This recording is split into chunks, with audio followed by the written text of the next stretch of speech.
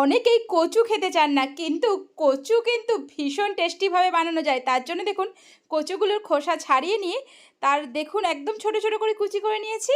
এরপর একটা মিক্সির জার নিয়ে তার মধ্যে কচুগুলোকে দিয়ে দিলাম। আপনারা চাইলে পুরো রেসিপিটা শিলেও বেটে করতে পারেন, তাতে কিন্তু টেস্ট আরও ভালো হয়। দেখুন আমি শর্টকাট প্রসেসে বানাচ্ছি, সেই জন্য দেখুন কচু দিলাম, আর দিলাম লঙ্কা, ঝালের জন্য কাঁচা লঙ্কা পরিমাণ বুঝে দেবেন, আর দিলাম নারকেল আর রসুন দিয়ে মিহি পেস্ট করেছি। এইদিকে সর্ষের তেল দিয়ে কালো জিরে শুকনো লঙ্কার ফোড়ন দিয়ে ওই তেলের মধ্যেই দিয়ে দিলাম নুন আর হলুদটা ভালো করে ভাজা হলেই পেস্ট করে রাখা কচুটা দিয়ে ভালো করে কষাতে থাকুন।